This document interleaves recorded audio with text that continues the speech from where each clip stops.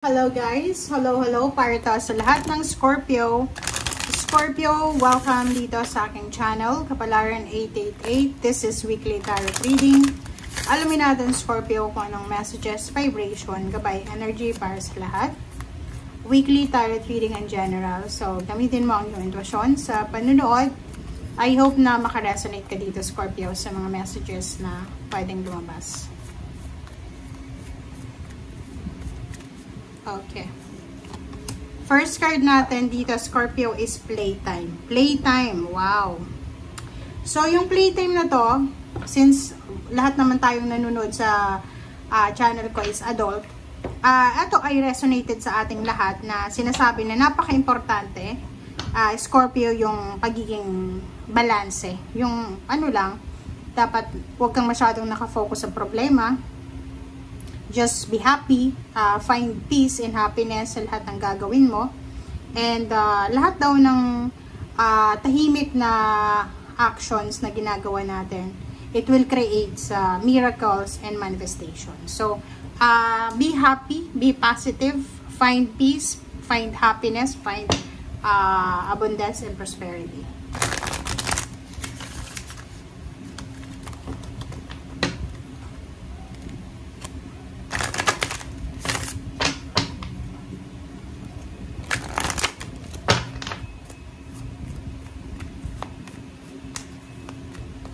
Okay, second card. Wow, magical blessings. So, this magical blessings ay maybe magka-resonate sa lahat ng zodiac sign, but mostly since lumabas to sa'yo, so ito ay para sa'yo. So, sinasabi ng barahan na Scorpio, ano man daw ang pinagdadaanan mo sa buhay, masaya ka man, or kung ano pa man ang masaya, malungkot, or anything na pinagdadaanan mo, don't you worry because you are being assisted by the magical fairy of blessings.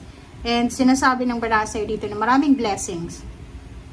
Milagro, mystery, blessings, abundance, success, recognition, awards, rewards, anything na tangible ang pwedeng pumasok sa buhay mo. Okay? Thank you.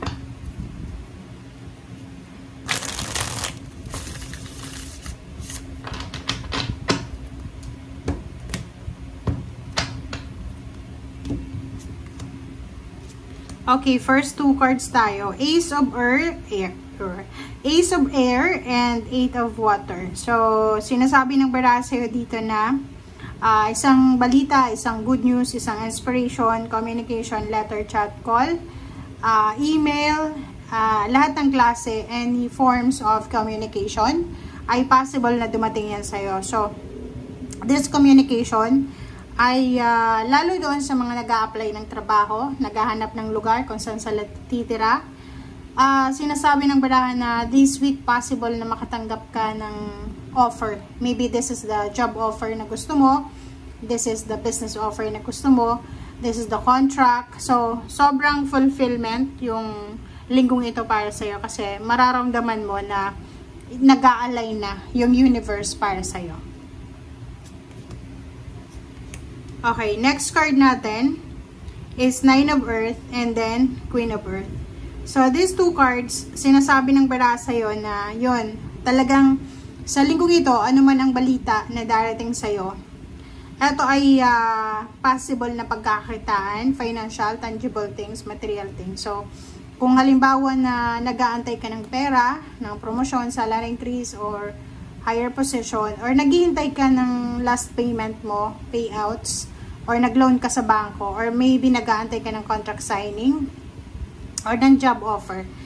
Dito sinasabi na posibleng makatanggap ka sa linggong ito, and you will feel contented, independent ka in terms of money. So, financial independence, contentment, and luxury. Parang ganun. So, ibig sabihin, financial fulfillment siya.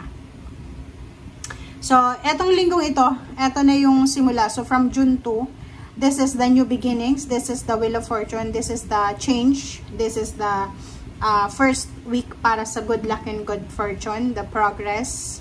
Basta maraming magbabago sa iyo. So, yung linggong ito ay sobra-sobra kang magiging thankful and grateful sa lahat ng biyaya na matatanggap mo. So, kumbaga, lahat ng pinagdaanan mo sa past ay ngayon mo marirealize or ma-appreciate na talagang everything happens for a reason. Okay? Three of Earth. Wow. So, kung makikita mo dito, 6 plus 3 is 9. So, same din dito, 9 of Earth, dalawa. So, good luck, good fortune, contentment, luxury, and independence. So, sinasabi ng baraha sa'yo na may windfall. So, may magkakaroon ng balance, financial balance. May mag-share sa'yo ng resources. It's either money, it's either support. Or maybe ikaw ay makakatulong sa mga tao sa paligid mo. Like, if they are asking for help, maybe makakatulong ka sa financial needs nila. Three of Earth, nakikita natin dito na collaboration. So, maybe may business collaboration. May business ideas ka na naiisip. So, sinasabi ng barahan na sa linggong ito, maybe magsisimula ka ng business mo, or maybe sa linggong ito, you will collaborate or you will partner with someone na pareho yung mindset nyo, pareho yung gusto nyo. So, nakikita natin dito yung financial beginnings, diba? So, parang kung ano man tong sisimulan mo sa linggong ito na negosyo, trabaho, or pagkakakitaan, financial talaga, ay posibleng magbunga to ng sobrang malaki. Diba? Okay, wow. So, nakikita mo, sinasabi ng barahan na you will feel confident, passionate, and adventurous sa linggong ito. Maybe you're traveling, maybe you feel in love, maybe you are super in love sa trabaho mo, sa business mo, sa hobbies mo, sa habits mo. Hindi lang emotional, hindi lang financial fulfillment ang mangyayari simula sa linggong ito. Meron din ditong 9 of Water. 9 of Water, this is the wishes come true, dreams fulfilled, happiness, joy, and lahat ng klase ng kaligayahan mararamdaman mo. And dito sinasabi na may iba sa inyo dito, Scorpio, na makakaramdam na you are prosperous, you are generous, and you are successful. Yung parang feeling mo, sa wakas, nakuha mo rin yung financial success and emotional success na pinagpipray mo. Parang ganun. So, because of emotional and financial success na pwedeng makuha mo sa linggong ito, possible na magse-celebrate ka. This celebration this week ay celebration of life, celebration of success, celebration of partnership, celebration of change, and celebration of parang financial and emotional independence. Yung parang sa linggong ito, biglang iikot yung Wheel of Fortune pabor sa'yo. Okay? So, kung dati ay walang-wala ka, ngayon ay posibleng magkakaroon ka na. Okay? Thank you guys for watching. Bye!